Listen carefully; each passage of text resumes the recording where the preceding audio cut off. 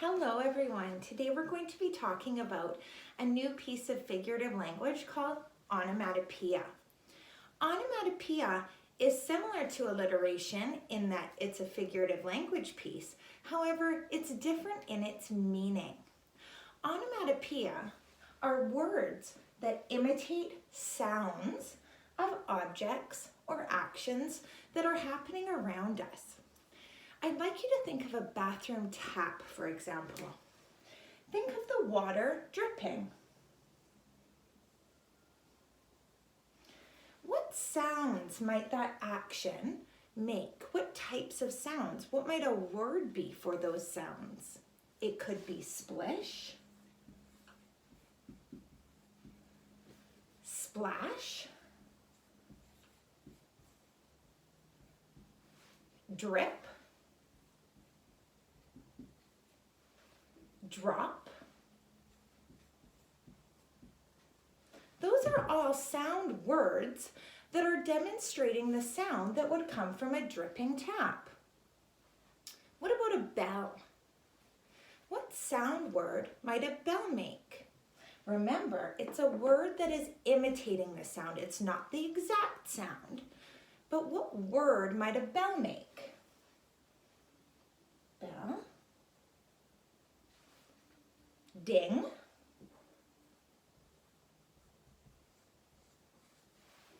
What else? Ring. Buzz. And so forth. I'm going to read a poem to you to demonstrate onomatopoeia. This poem is from Fly with Poetry, written and illustrated by Avi Harley. It's called Small Sounds. Have you heard small sounds in the world? A tippity-tap when a ladybug lands. The scrunching scrunch of a slug crunching lunch. Or the rumble of a worm murmurs under the ground. Have you heard the small of the world? Some onomatopoeia words in this poem are tippity-tap, scritchity-scrunch, rumble, and murmurs.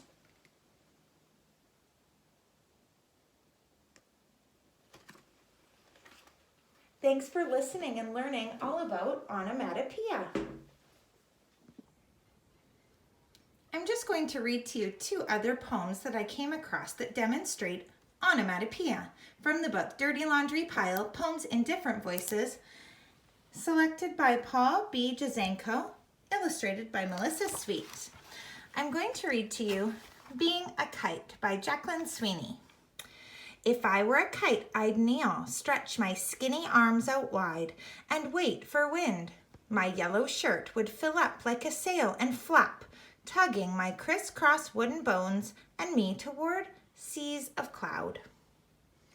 My rippling paper skin would rustle like applause as I inhaled, gulping one last gust to swoop me giddy quick above the trees. My red tail would drift toward everything green to balance me, so all day I could loop and climb, and soar into pure sky. If you could pick out a few words in this poem that are demonstrating onomatopoeia, you might find rippling paper, gulping, swoop. Those are all sound words for an action or an object.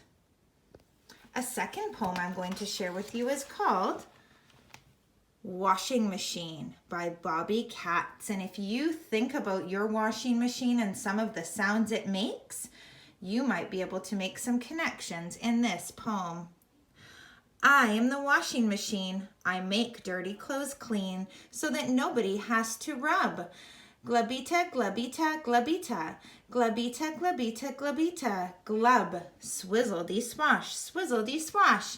I talk to myself while I do the wash, bubba-da swabba. I change my song as the cycle moves along. Soap suds gurgle through my hose, then blub, blub, a dubba. I rinse the clothes. Blibbity blop, blibbity blop. I spin, and then I stop. You see a lot of different sound words in this poem that are demonstrating or representing onomatopoeia.